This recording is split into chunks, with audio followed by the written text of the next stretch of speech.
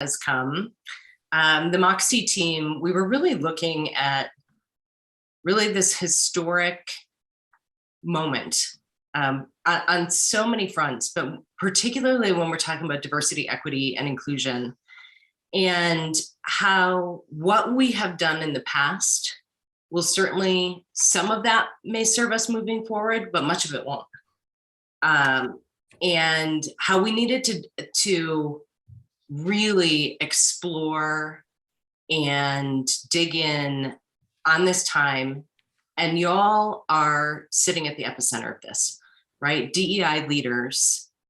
So doing what we typically do at Moxie, I said, all right, let's take some action.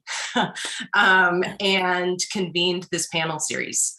So this series is going to be 5 different panels. I've got the link in the chat if you haven't registered. We're kicking it off with healthcare with this amazing group that I can't wait to introduce you to and have conversation with. And we'll, banking and finance is on September 28th. Technology is on October 12th. Manufacturing, October 26th, and retail on the 29th. Be sure that you registered. And I say that because we will be sending you recording links. I4CP, which we'll talk about our partnership with them, is going to be providing you access to some data and links to data. And everybody gets put into, for each one of the panel series, you have the opportunity to get a signed book from Kevin Oakes. This is one of my, I keep pushing it. So register for the series. I'll say, let's get this party started. We are starting with healthcare because between healthcare and education, I don't know that there's a much more important topic that we could be talking about around DEI. To give you an idea, folks, of the brilliance that's sitting on this panel, we've got about a combined 125 years plus of leadership and DEI expertise sitting here. We had a kickoff call last week to talk about the panel, and I wanted to hit record and go live then, right? Even just the insights and the ideas that were flying fast and furious. So let me introduce you to the folks here. So starting with Lore Lee is a DEI consultant with Lore Lee Inclusion. He brings 20 years of experience helping organizations create more inclusive cultures. He's passionate, and I can attest to that. I can attest to the passion of every single person on this panel about bringing diverse groups of people together to create a more equitable world where people can collaboratively build on their strengths, break down barriers, and move forwards towards changing culture. He's successfully coached individuals and teams to advance workforce DEI strategies and health equity. He was most recently the Director Administrative Partner for the Office of Diversity and Inclusion at Mayo Clinic, Rochester, and now runs a successful consulting practice, Lore Lee Inclusion.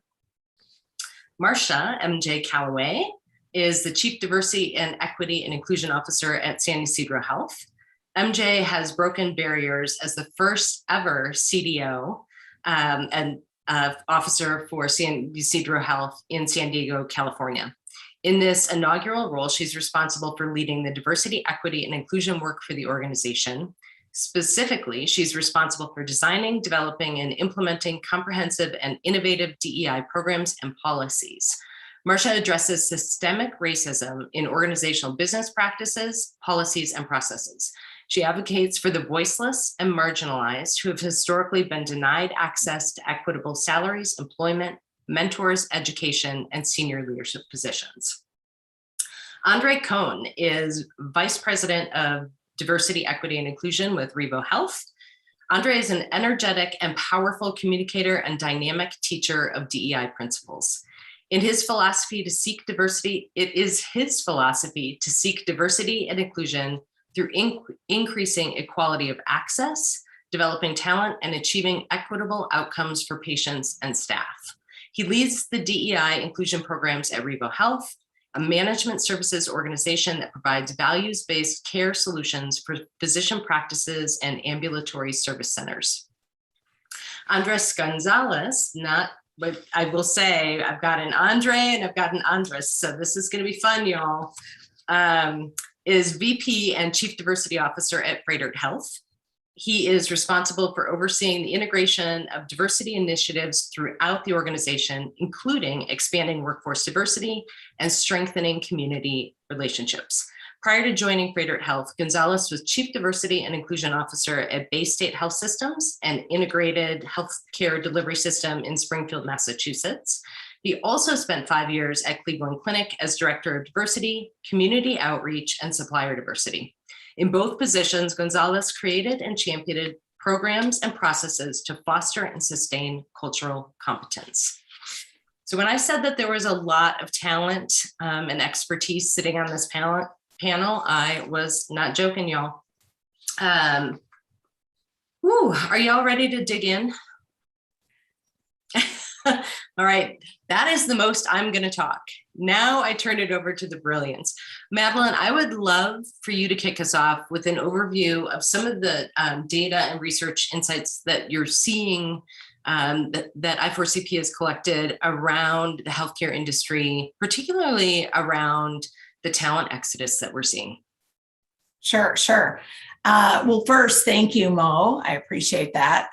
Thank you to all the panelists and the industry that you serve. I am personally indebted to healthcare workers for many reasons.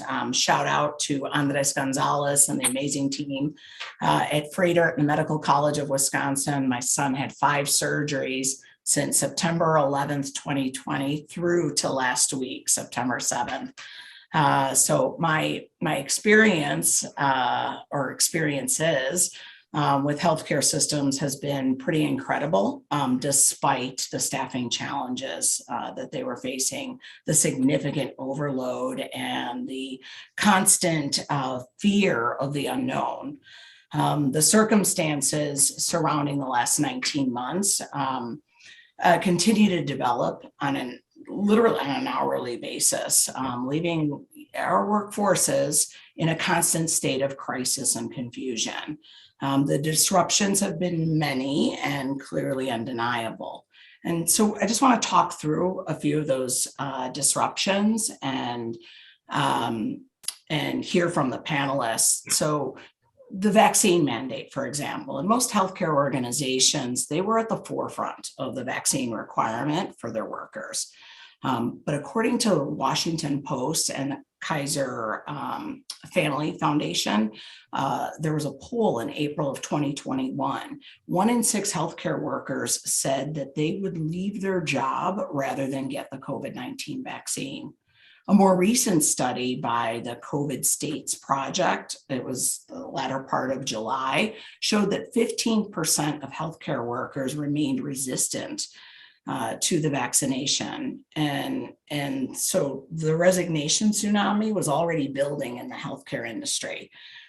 In order to respond to the pandemic, there have been unforeseen and very, very dramatic shifts in talent demand and supply. In fact, 3 in 10 healthcare workers say that they have considered no longer working in healthcare. And so now thinking about what's the impact on diversity, a great example is women in healthcare. They're at their breaking point and they're leaving in droves. You all probably heard this data point showing that women lost or left more than 1.5 million net healthcare jobs in April 2020 alone. And that represented 12% of all jobs held by women in healthcare. But pre-pandemic surveys, keep in mind, of mothers in medicine found that about 4 in 5 reported facing gender or maternal discrimination at work, which is pretty interesting. The I4CP Talent Exodus survey, we surveyed 300 HR leaders, and it showed that 72% of organizations anticipate a moderate to very high talent exodus. And that's in general. And then that same survey, we asked if they expect costs to go up due to backfilling some of these roles, and 64%, of course, said yes. And I imagine that it has to be higher since then. Regarding post pandemic, potential attrition, we also asked which employee groups in terms of roles does your organization or is your organization most concerned about? And we asked about critical workers, high potentials, knowledge workers, middle management, frontline, customer facing, early career folks. And clearly critical roles and high potentials was at the top of the list, and all the others were also identified. But the data also showed that nearly 50% of the respondents have a major concern with losing talent with people in underrepresented groups, elder caregivers, and parents with school-age children. So that is going to have a huge impact within the healthcare industry. And so if I think about what some of the drivers were that were identified in the study in terms of potential loss, burnout, lack of advancement opportunities, compensation, recruitment, that employees return to workforce after working remotely, lack of development. And so, and in addition to those areas, they also called out dissatisfaction with certain work projects, flexible work options, and then lack of recognition. And so those are some of the data points that we've been seeing as we see this talent exodus or great resignation or the resignation tsunami, whatever you want to call it. Boy, I mean, there's a lot to unpack there. I would love more, how have you been experiencing that? How has Mayo Clinic and some of the organizations you're consulting with, how have you seen that playing out, some of those data points? So let me set the context even further back where Madeline started with the pandemic, right? But even before pandemic, pre-pandemic, we were already in healthcare seeing some of the exodus, if you will. You think about the baby boomers that are leaving, and then the gap between talent, especially clinical care spaces, talent where baby boomers are leaving, and we don't have enough people coming into those roles, period. So now you add into that the exodus because of the pandemic. Now that is just doubles, triples the gap that we already see earlier, well before the pandemic ever hit, right? And things that Madeline talked about burnout and lack of advancement and opportunities, or lack of development, those were things we were already seeing well before pandemic. It just tripled, double, triple, quadrupled the impact, right? And the burnout wasn't just on the physician side. It wasn't just on allied health or clinical roles. It was across the board.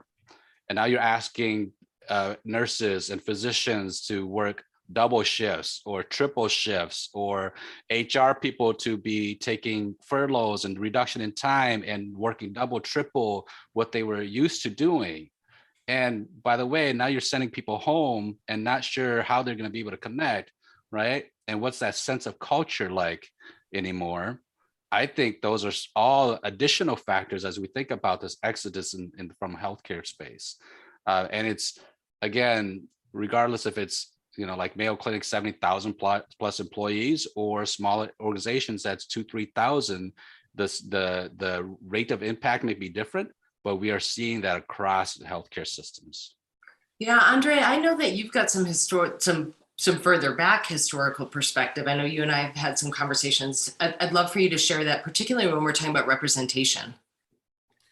So here's the interesting thing. So, if you want to get something done, what do you do? If you're looking for a new resource, if you're looking for a new service, what do? You typically call up a friend, you email somebody, you text them, and they give you a recommendation, right?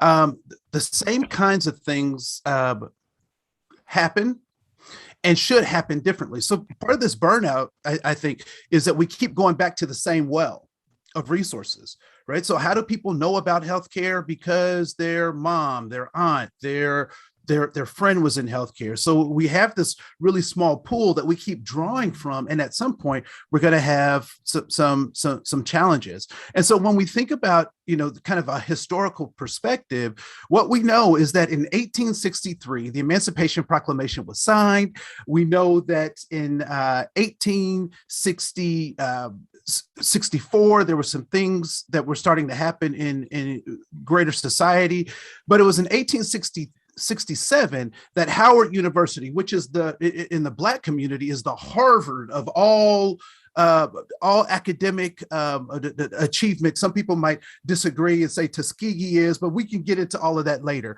The point being is that early in this kind of abolitionist kind of movement, there was access to African American intelligentsia. Right. And so I think that it's interesting that we talk about these gaps. We talk about these spaces. What we haven't done is built relationships with what are some of the towers of, particularly for Black folks, of the citadels of learning in up until now. And so it's easy to say that we have these gaps. We have these. What we actually have is a lack of relationship with those communities. We have a lack of building strong infrastructures to maximize those gifts and talents that have been around for, at this point, over 100 years, right? So, I oftentimes don't buy into all of that stuff. The other thing that I think is important for us to talk about or recognize is that the night that what for this push for inclusion and diversity and all of this stuff, what's the basis of that? It is based off the 1964 Civil Rights Act, right, which was the promise, the legal promise of the Emancipation Proclamation, right? So 100 years later we get this thing. Well, where does that sit? It feels like it should sit in the Department of Justice in the United States, but it doesn't. It feels like it should be a part of some social justice movement, but it isn't. It's a part of the Department of Labor. And so when we think about why we have some of these gaps and why we haven't built up some of these institutions, I think it's also important to, I think the movie was Jerry Maguire, and one of the key players in the movie said, "Show me the money," right? So we have to recognize that there's money involved in both these gaps, as well as how people experience our healthcare systems. And so I'm always about let's follow the trail of the law and let's follow the trail of the money, and that will give us some clues on how we can be effective as we move into the future. That is my resting statement. Back to you, Mo. And if we want to layer on, right, you talked about the Civil Rights Act, so then let's talk about ADA, right? Only 31 years, right? And what we expect, if we're just talking about MDs, for example, what we expect of a med school experience, we are not allowing so many disabled people with disabilities to even enter into careers because they physically are not able to, right, do that. So when we talk about equity and when we talk about inclusion, when we talk about representation, so many barriers. Andres, MJ, I'm curious if you all have done anything in terms of the talent exodus, some things that you've seen, any approaches that you've taken over this past 18 months. And MJ, you haven't even been there 18 months, so the past 6 months.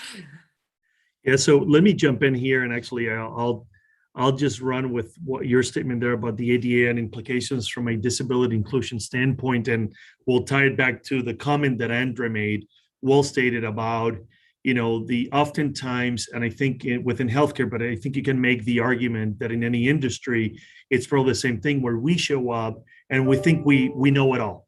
We come in with prescriptive plans into the community rather than coming in with humility and authenticity and saying, here's what we're thinking. Here are some of the headwinds that we see or we're experiencing. What are your thoughts? And so on that particular note, and I'll give my good friend Madeline there a shout out. There was actually a research study that I4CP conducted over 4, maybe 5 years ago with Best Buddies, where they actually were sharing and really stating their position that while we might be in what we call the war on talent, you have this wonderful, highly valued, with great skill sets and gifts and talents that we call people with disabilities who are chronically unemployed or underemployed, and no one dares to touch that community. No one, because of the fear of the unknown, not knowing who they are, not knowing how to engage them, not knowing how to really leverage those skill sets, talents,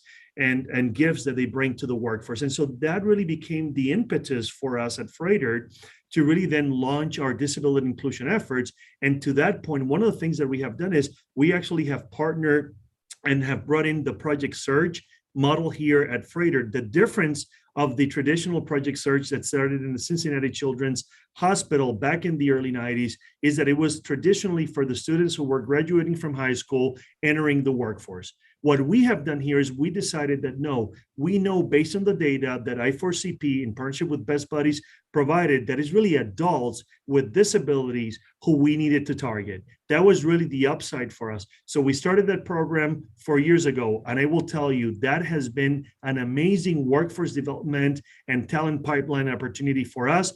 Now we actually have been able to expand that program in multiple locations, including the Academic Medical Center. And I will tell you that what we have found is not only that those individuals bring gifts and talents, but they are able to transform those units. I will tell you, higher engagement scores for those units that have the interns, that those that do not participate.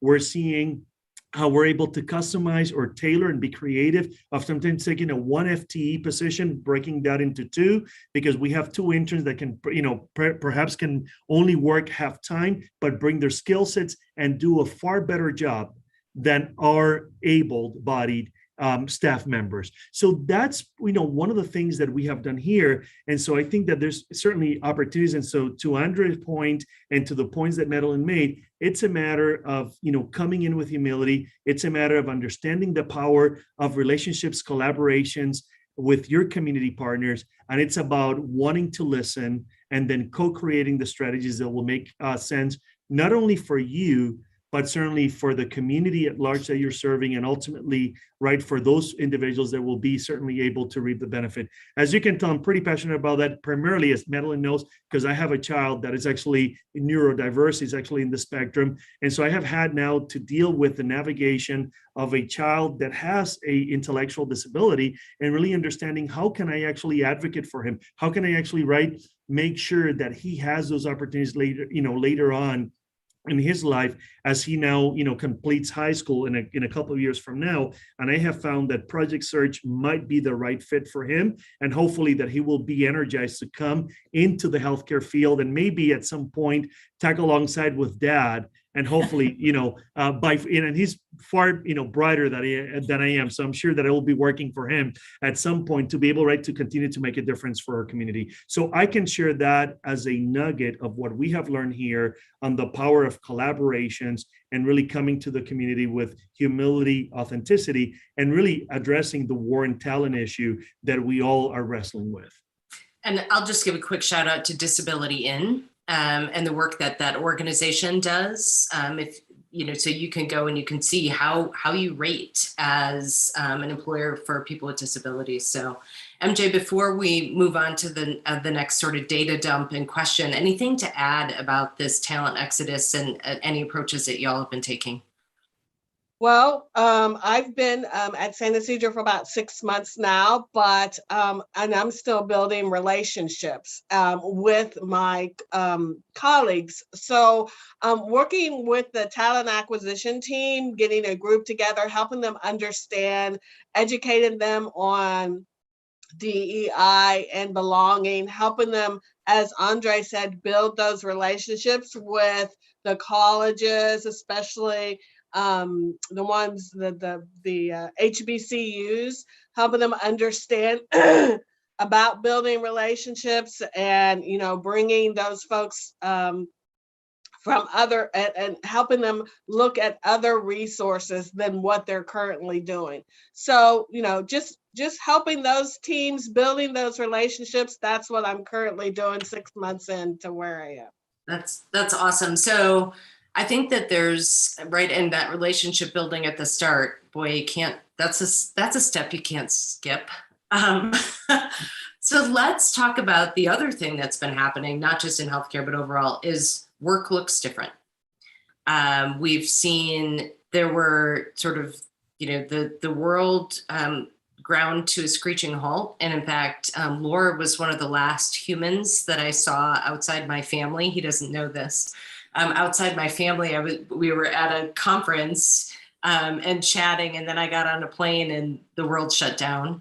And so suddenly, what felt like overnight, how we worked shifted. And I've said, when everything is up in the air, anything is possible, right? So we had to blow up how things were done. And we don't want to go back to the way things were because, quite frankly, it wasn't working for most people. So there's this opportunity. What is the data telling us, Madeline, around work from home, flex work, how that's impacting different populations, and in particular, what's going on in healthcare? Sure. Thank you. One of the things that I just wanted to call attention to is, as I'm thinking about what happened during the pandemic, it was clearly an unplanned experiment that unfolded right before our eyes. And some of the words that I heard from the panelists are words like humility, authenticity, creativity, relationship building. I think I've built more relationships than ever before during this unplanned experiment. But there's still that we're not sure when the end is in sight. And so really just trying to figure out, okay, how do we manage virtually and on the fly with our workforces and really try to remain as productive as we possibly can in the midst of all this chaos. I think Kevin Oakes said it best. It was the greatest test of agility that the world has ever seen. And it's true. So that's what prompted us to launch a Cube to Cloud, the next era of work survey. And in fact, we're about to also unveil a workforce readiness of the future study. But this Cube to Cloud, we had over 1,400 respondents, 55 countries, 37 industries, and organizations of all sizes. Some of the key findings,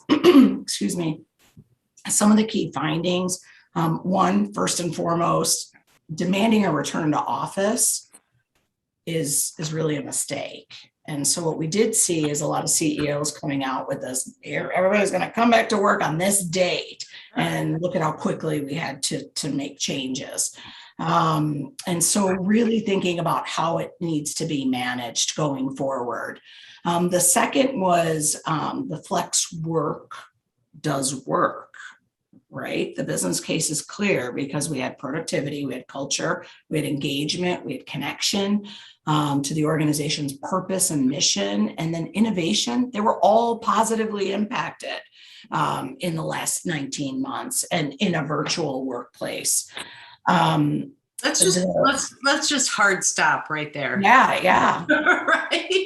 I know. I was just like, oh, wow. That blew up all the assumptions, right? All the reasons why we said this couldn't be possible, blown up. Okay, continue, Madeline.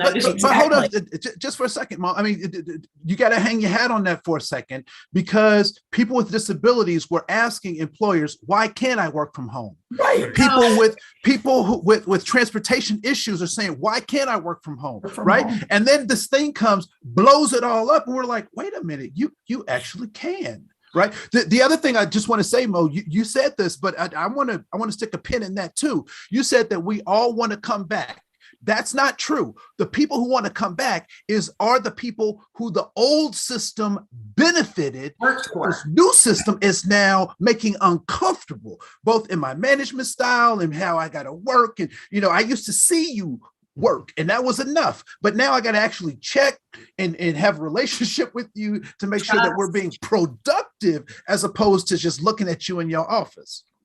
Oh, yeah. No, that's that you all know, Yep. right? My daughter, who's disabled, when all this went down, just said, "Oh, Mom, isn't this interesting? Suddenly, we can have work from home. Suddenly, we can do telehealth. Suddenly, we can do all these things that when the dominant group, right, they told us it couldn't happen. Now it impacts them. Magic." So, Madeline, I'm wondering if and I do think mine is, we don't want to go back to the way things were because it was not working for most people, right? So, Madeline, any other insights? Because then I want to jump in on some of how this has impacted some of the things, right? There have been positives, there's been negatives. There are organizations that are doing this beautifully, some that are struggling. But I want to make sure we hit any data that we should cover before we jump into, okay, now what? Well, I think you both hit it wonderfully. The pandemic actually redefined what leadership really needs to look like. And so 73% of larger companies reported that issues about work models have caused them to reframe the capabilities of their leaders to drive an optimal performance. And so some of those leadership behaviors that were identified are things like understanding, holistic well-being, digital mindset, a number of different behaviors, empathy, a number of different behaviors that look very different in a hybrid model or a new work model. Offices also will be reconfigured, but they're not going to be abandoned, which is what everybody's fearing. And employee benefits will certainly be expanded. And high performance organizations reported that they are 58% more likely to use a hoteling philosophy in the future versus low performance organizations. And then 52% so that they were more likely to use the office primarily for an innovation lab. And that's it. So at the end of the day, the discussion around the cube to cloud is really around thinking about the work models, thinking about how it impacts diverse employee groups, particularly how increased flexibility is really, really important in building more diverse talent pools, but then supporting the working caregivers, predominantly women, and the way care should be taken, right? How to take control of it. To minimize bias across the organization. And when I think about one great example that Chief Diversity Officer shared with me is she said, we were in a meeting, we had all the C-level executives in the conference room, but then there were other leaders on their video conference. And one simple thing that you can do differently is when you're in that room, look at the camera to include the others that are on a video conference. Just something as simple as that. These are the modifications that we need to make. So just really thinking critically around your office interactions. And so the hybrid model, at the end of the day, every organization has to figure out what's best for them. Healthcare, I think, has some dynamic scenarios to work through. So I'd love to hear more about some of the practices that you're thinking about. Yeah, and I know, Andres, you had, right, you all, it was a 24-hour light switch for you. What are some of the things that you did and that you continue, lessons that you've learned, the good, the bad, and the ugly? Sure. No, great question. And thanks so much, Madeline, for teeing up this one. Let me just provide, as part of the context here and background, one more statistic, which is before the pandemic, before 2019, only 6% of our workforce was partially or completely working remotely.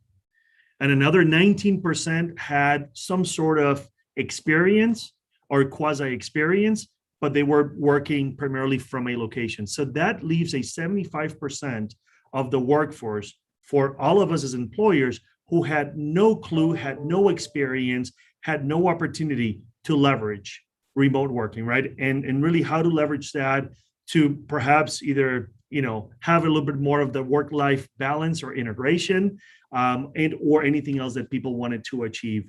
And so what's interesting here is that suddenly, as you stated, Mo, we actually had to pivot. We were able to create that agility. Within 72 hours, we're able to move at least our corporate offices into remote work. Everyone got their laptops. Everyone got a lot of their tools and equipments and resources that they needed to be able to effectively work from home.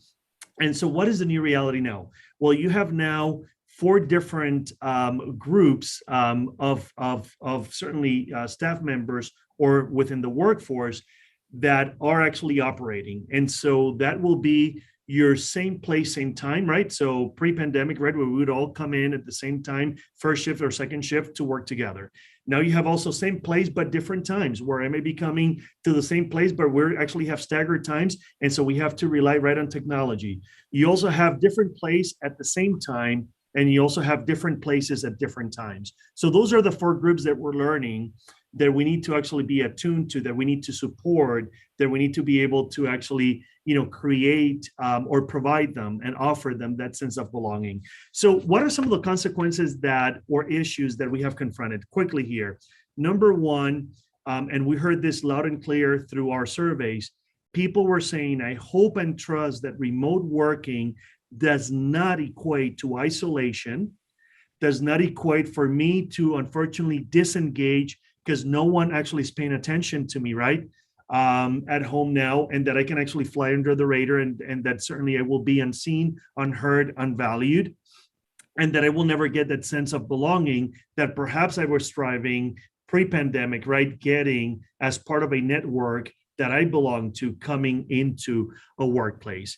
The second one that we heard loud and clear is, there was this notion, especially from leadership, that hopefully removing people into remote work, that would not equate lack of productivity and disengagement as well, right? So we were fearful of what's going to happen when we move people. Now, can they be throwing in their laundry, doing laundry while eating, while taking care of kids? And guess what? Most people are able to multitask and do it beautifully. And what we found out is that honestly, if anything, productivity actually increased, and that sense of engagement and belonging actually has increased as a result of providing and offering that option to our workforce. And then the third one that I heard loud and clear from my BRG, especially my BRG leaders and members, was from a talent management perspective, I hope that out of mind is not out of sight.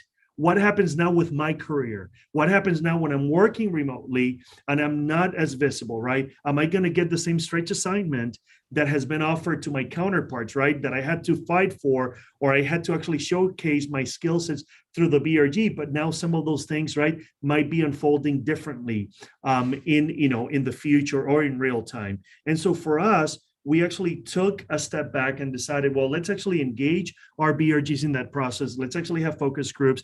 And out of that, we're able to actually then create pathways and opportunities in which our BRGs were able to actually greater engage our staff. So one of the things that we didn't do pre-pandemic, and actually I'm embarrassed to admit, is that we would have events for our BRGs and they would be location specific. And if you were at the Academic Medical Center, guess what? You had a chance to actually participate. All of those other staff members that actually were in remote facilities or in the ambulatory side, guess what? Unless you drove and you had the approval of your 1UP, you unfortunately missed the activity. Well, guess what? Now in a pandemic or triple crisis situation, and Madeline made that point, now I can leverage technology to its fullest. I can record that, right? And I can provide that. And I can actually then provide a synchronous learning for everyone else within the organization. That has been one of the greatest benefits and silver lining of COVID-19. And I hope that will actually, most of us will continue to embrace that as a practice, as a leading practice for us moving forward. The other one, and I'll stop here because I know that a lot of my colleagues also have great nuggets here to share as well, is let's talk a little bit about, the issue with rounding, right? Or my leader. I will tell you, and I'm actually guilty of this. Pre-pandemic, I think I took my team for granted oftentimes because I knew that we could come into a facility. I probably can schedule something right later in the week now in a triple crisis that we were navigating and continue to navigate, now I have to be far more strategic, but the word here is intentionality. I have to be intentional about rounding on my team. I will tell you this, I started afternoons with Andy, which is kind of my nickname here. And so that actually provided an opportunity not only for my team, but even for the BRG. So I started expanding that, where I would actually tell everyone, hey, grab a cup of coffee or tea or soda, no alcohol, because we're actually in working time. But not until after hours. But that afternoon, I cannot tell you how rich those discussions were, how much I learned from my team, what a better pulse I have about their issues and their needs, that now I'm able to respond proactively to remove those obstacles so they can continue to do the work, hence why we're seeing greater levels of productivity within Froedtert. So my point here is that while, yes, we were actually tested and we continue to be tested, there's some silver lining here out of this pandemic. And technology is one of them, but there's also has to be intentionality. There also has to be an investment and recognition that we're going to value all, not some, but all. And Andre made that point, and that's going to be clear if we're going to be able to certainly be an inclusive workplace where we value everyone, where everyone will be heard, and certainly where everyone's gifts and talents will be leveraged as an organization. That's my commitment from an equity, diversity, inclusion, and anti-racism standpoint for all of our staff. And I think that, we don't have it all figured out. I'm hoping that I can learn some nuggets here from my other fellow panelists, but certainly there's some things that are working that I think we're going to continue to double down on. Well, and I love that, right? There's this intentionality piece, right? And we talk about hacking bias brain. So you have to hack that proximity bias, right? How are we using technology to leverage and create a different listening strategy and access strategy than we had before? Laura, I'd love to hear some of the things, maybe that you all have been doing, some of the wins. So I think there's way more silver lining than right. Again, everything is up in the air. When things shake back down, let's make it better. Yeah. So at Mayo Clinic, the so-called shared services, people who are non-clinical, right?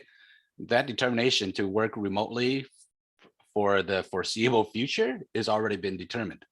So no one in shared services, so if you're finance, your IT, your HR, is going fully back to the office at all. There's going to be drop-in space. So Madeline's point about having drop-in and shared spaces and team spaces, there will be those. So all of our HR, I was reporting to HR, all the HR offices done away, right? Converted to drop-in spaces. That's already been determined. And to Andre's point, that productivity hasn't changed. But the challenge still remains. So let's think about this, right? Rochester, Minnesota is about 120,000 people. Outside of that, you got communities that are anywhere between 1,000 to 5,000 roughly residents. Connectivity issue, right? The way we are connecting here right now, that's going to be an issue as we think about those rural areas. And that's not just for our employees and our staff. We've got to think about that from a clinical care delivery, right? We talk about telehealth. How am I going to connect to the far north Minnesota community that does not have fiber internet? Maybe at best has dial-up, And so how do we make sure we connect that? Exactly. We all know that. We all know the noise you're making, Andre.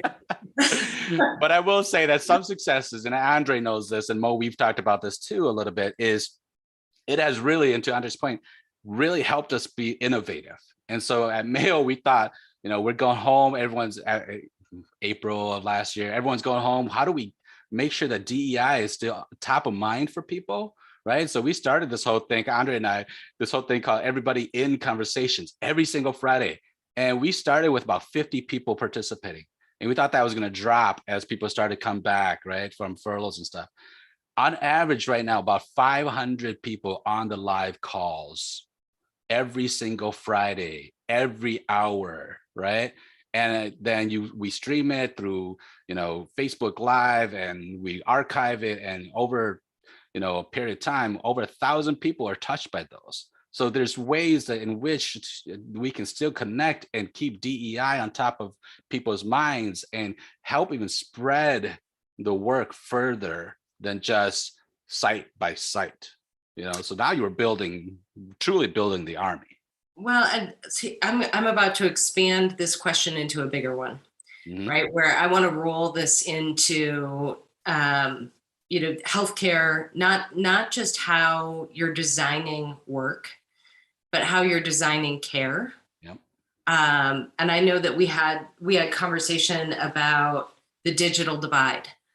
We had about access to, and Laura, you were bringing that up, right? So suddenly we're seeing, and this is whether it's the people you employ or the people you serve, rural versus urban, right? Class, right? When we're talking about access and technology, and I would love to hear some of the pluses, the minuses, right? Like suddenly, what are we doing for ASL? What are we doing for ESL? What are we doing for connectivity? All of those things, I know you all had to innovate. And what have you done, and how can you move that forward? That's question one. And then I want to talk about what do you think about all of this looking 5 years from now? So let's talk about the innovations that have happened. And Madeline, I know that you wanted to jump in. I think you had some data to share. I was thinking more along the lines of the leadership behaviors portion. And when you just Different, think right? about what are the things that we need, digital mindset, transparency and communication, the whole well-being component and understanding and development of people. So when that's what I'm thinking about. Yep. Yeah, it's really interesting, again, back to that intentionality. We don't get to just sort of get in the rut of this is what leadership looks like. It's like that stretching and growth. What an extraordinary opportunity. What an extraordinary opportunity. When we talk about legacy, and when we talk about this shift, I would love to be able to 100 years from now read about what's happening now. Yes. And the innovation and the things that are happening. Andre, jump in. Yeah. So Mo, I mean, to be quite honest, I mean, I think intentionality is everything, right? The other thing that we also have to recognize is context is right behind that. And so, what leadership models look like, how we demonstrate those things is important. Like right now, I see that that Box's equity and equality meme going back around, right? Yeah. I don't buy into that. I actually don't like that cartoon, and people praise it and whatnot. And if you do, I cannot like it, right? So, but the reason I don't like it is because and it's hard to take a complex thing and make it into a simple diagram. But what the thing that lacks in the conversation is recognizing what is the purpose of what you are doing.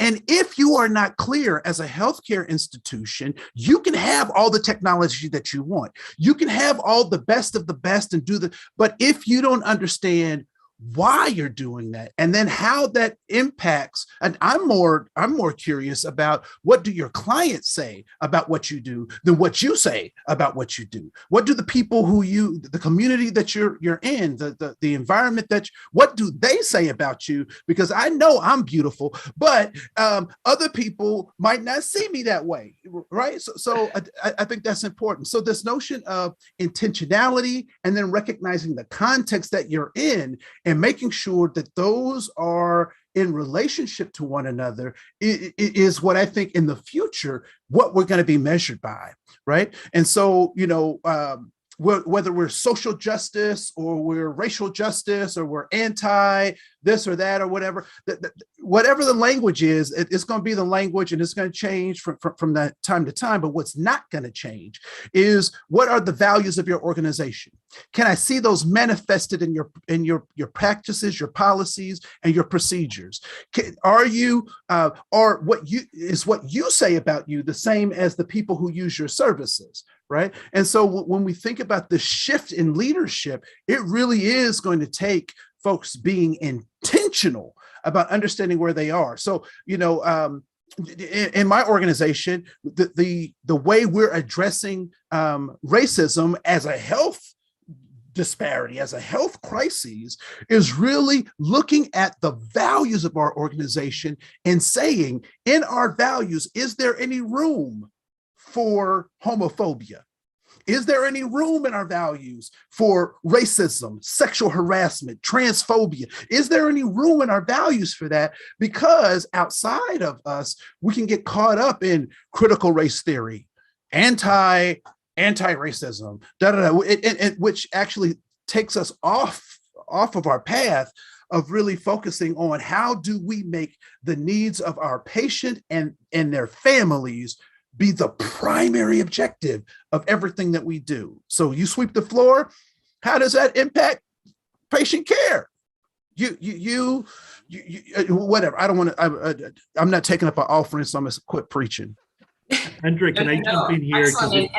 And Andres, go ahead. Yeah, well stated. So here, let me give you a prime example, 2 prime examples of that. And I think this is part of what I call, quote unquote, the new frontier of this work based on the triple crisis. And now, again, my point earlier of the silver lining, right? It's a double-edged sword that you have to deal with. So on one side, technology is great when it works and when people have access to it, right? And they have the mediums to be able to leverage that.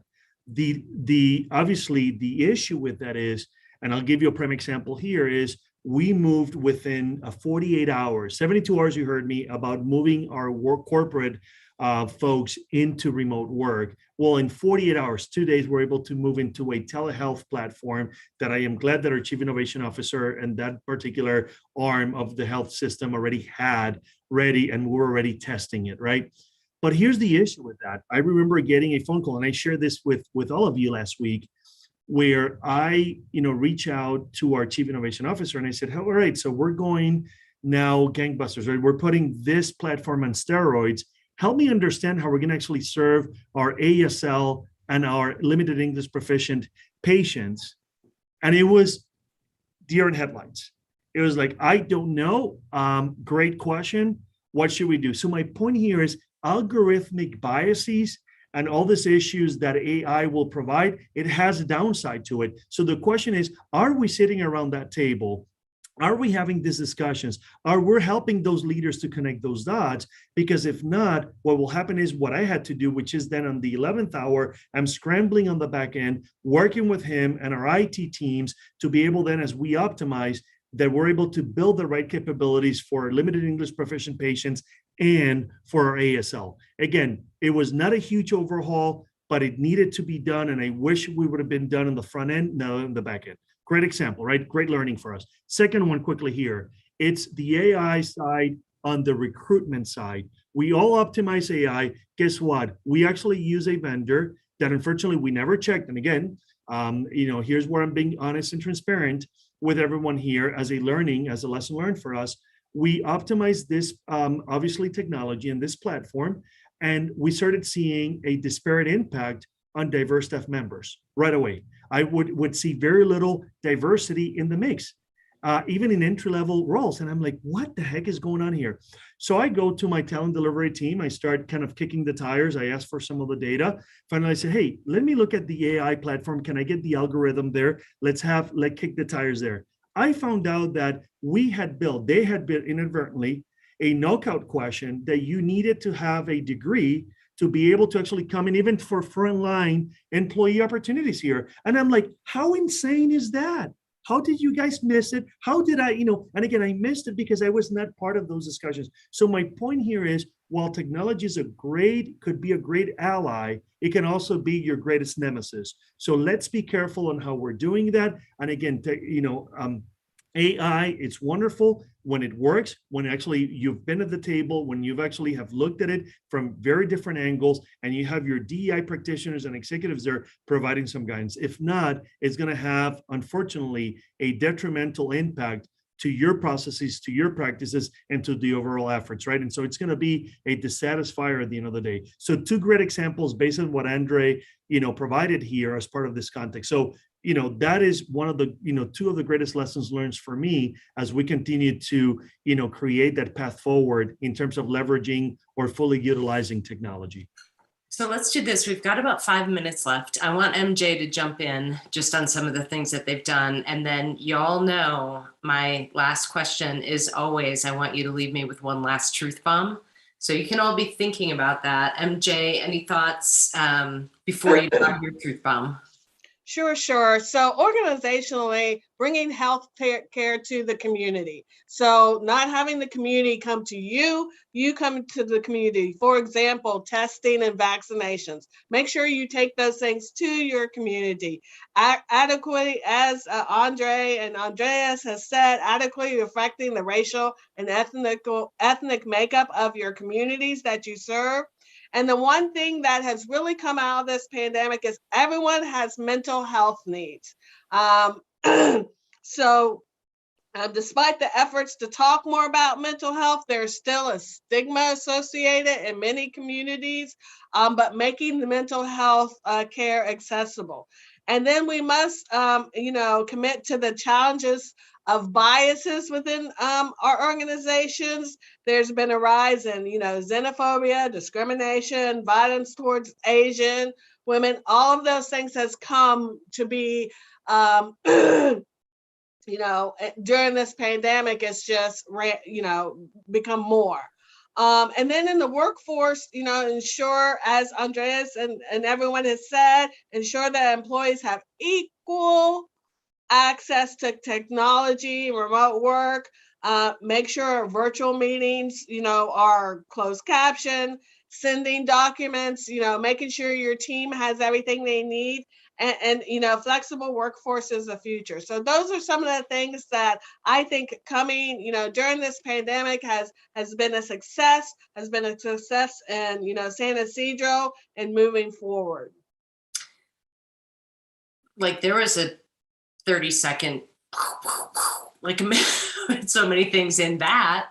All right, I'm going to go Brady Bunch. Give me one last truth bomb, starting with Madeline. I am going to go with the lessons learned. In any given moment, we have two options: to step forward in growth or to step back in safety. And that's a quote from Abraham Maslow. I am going to choose growth all day long. And I feel like that's what I heard today. And that's my truth. Awesome. Laura? So I think it took the pandemic for us to flip the 80-20 business approach, right? That to focus on the 20, right?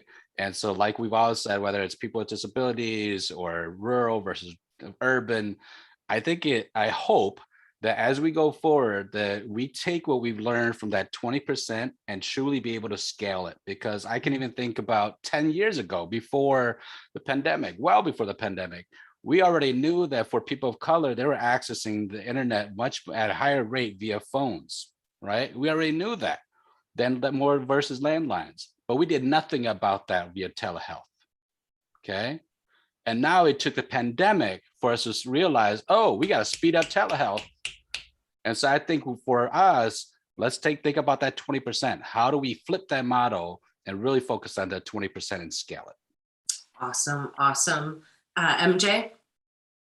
I'll just say there is no going back to normal. I hear people around me say that all the time, and I'm thinking, how, for this year and a half, how can you say, but then, normal for them is not normal for others. So just making sure you have an open mind and going and trying to move forward in a diverse, inclusive, belonging way. And that is not going back to normal, definitely. Andres? So let me actually come from a leadership perspective here. And those of you that know me, I always try to provide a call to action. So this is not, and I think everyone here are panelists, and so proud, and thank you all for allowing me privilege to be with all of you here as a panelist. This is not for the faint of heart. It's actually about being bold and courageous. If there's something that the pandemic exposed, was the realities that we knew about communities being left behind, expose, the history of healthcare systems, of They have mistreated and neglected communities, especially our marginalized BIPOC communities. And here's what I will say. At times, or actually oftentimes, we need to be the conscience of the organization. And if we're not willing to actually stand on that one, then I am not sure that we're then, you might be cut out for this work. And so I know that that's what I try to do every single day, because I know that I have a great pulpit, that I have privileges that I have been able to gain or given to me based on my title. And I need to make sure that I'm representing those that are invisible and unheard at all times. And so that is my, my gift here, and maybe a little bit of the call to action to those that are listening today. Thanks for having me, by the way. Andre, wrap us up. We can do whatever we want to do. And if it's not happening, maybe we don't want to do it. Thank you. Mic drop, right? All right, y'all. I appreciate your brilliance. I cannot wait to go back, watch this, read the transcripts. Thank you, thank you, thank you. I have a quote up that says, spend your life building the world you want to live in. And I appreciate that that is the work that you all do. To all of you that participated, thank you for joining us. And everybody, get out there, do the next right thing, right? Move into that growth, choose growth, as Madeline said. We'll see you hopefully in 2 weeks for the next panel series. You all are amazing, and I appreciate you, and keep doing the work. Bye, everyone. Thank you. Bye-bye.